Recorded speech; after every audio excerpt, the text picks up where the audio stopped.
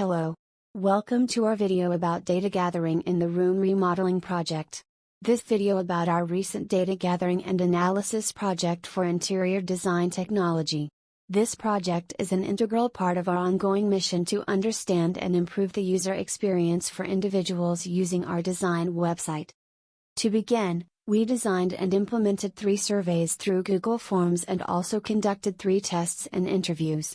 We rented 3 different questionnaires. First one, UAQS survey, 32 people participated. Second, TENS task, TENS life and TENS interface survey, 14 people participated. Third, our own survey based on our pattern to understand real feedback, 27 people participated. These surveys were conducted to gather specific data regarding both user experience and performance evaluation. We targeted Korean and foreigners, who lives in Korea aged between 20 and 30. In order to evaluate user experience, we utilized 2 survey tools, the UAQS survey, and the TENS task, TENS life, and TENS interface survey.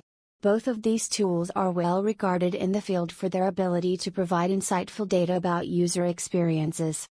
If talk about first aspect, user experience evaluation, to analyze UAQS survey we used an Excel sheet that already was prepared by clever people and we just followed this recommendation did analysis. All mean values I greater than 0.8, it means that feedback is positive. For all items, except conventional perimeter, mean is even greater than 1.5, this is quite good and positive feedback.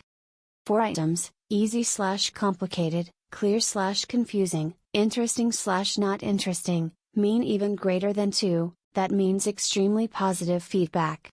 We also analyzed confidence intervals, correlations of the items per scale and Cronbach's alpha coefficient, pragmatic quality, hedonic quality. For visualization of correlation for pragmatic quality and hedonic quality and Cronbach's alpha for pragmatic quality and hedonic quality I used Python matplotlib.pyplot and NumPy libraries. So, on the picture you can see correlations per item for each scale and Cronbach's alpha for both pragmatic quality and hedonic quality. Graphs and tables from benchmark analysis and detection of suspicious data also provided as a summary. Let's review general feedback based on the UAQS survey. In other words, based on the results from these surveys were quite encouraging.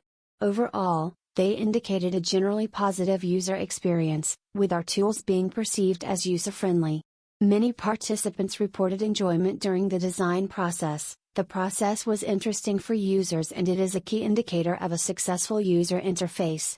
In addition, the technology fostered a sense of community among participants, which can greatly enhance user engagement and satisfaction. However, despite the largely positive feedback, the surveys also highlighted some areas for improvement. Some users reported feeling pressured or overwhelmed when using the tools. These insights are invaluable as they highlight opportunities for us to enhance the user experience and make our platform even more user-friendly.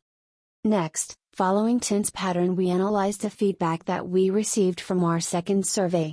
During the analysis, I used Pandas library in Python to receive a general overview on data. And for visualizations of this data we used Matplotlib and Seaborn libraries. On this graphs you can learn about distribution and average points for following statements. For each question 1, agree, 5, disagree. I feel confident in my ability to choose different models and different designs to remodel the room interior. It's easy to choose and create the design that satisfies my needs. I find redesigning of the room too challenging. I find the way of redesigning the room difficult and unclear. It's hard to use it. I only did the task because I have to, I didn't enjoy the process. Now that I use the technology, I feel pressured to use it more often than I'd like. I spend more time on the technology than I feel I should. I feel overwhelmed by the technical stuff on the site. This technology makes me do things I don't want to do. Using the technology has made me feel insecure about my abilities in designing the room. Using the technology has made me feel less capable in my life. Using the technology has lowered my confidence. Using the technology has helped me feel a greater sense of belonging to a larger community. Next, we conducted a performance evaluation. Users were asked to design a room with and without the aid of our website. 3 different people did the design for their room with app and without. This is user 1, this is user 2, and this is user 3. The results showed a clear preference for using our website, with most users finding the design process easier and quicker with our tools. Users were able to visualize furniture layouts in a realistic way and appreciated the ability to create different images with the same theme. However, a few users found certain aspects, such as the sudden appearance of windows, to be disconcerting. In addition to the pattern surveys, we also analyzed responses from our own developed survey. This survey focused specifically on user feedback regarding our platform. We provided different types of questions, both qualitative and quantitative. Before analyzing, I prepared data for analysis, cleaned it and made from qualitative params quantitative params. After that, using description of the data with pandas, I also prepared graphs for the results of our own survey. Our app's efficiency in room reorganization is rated at an average of 3.88 out of 5, which signifies a high level of efficiency according to users' feedback. Users also believe that our app has significantly helped improve the quality of their designs, with an average rating of 3.88 out of 5. When asked about the difficulty of planning room reorganization without our app, users gave an average rating of 3.65 out of 5, indicating that they find the task moderately challenging without the tool. As for the speed of the design process, it received an average rating of 2.84 out of 5, suggesting there's room for improvement in this aspect. When it comes to the number of creative ideas the app provides, users gave an average rating of 3.32 out of 5, indicating a satisfactory level of creativity provided by the app. Looking at the user interface, users found it quite intuitive with an average rating of 2.80 out of 5.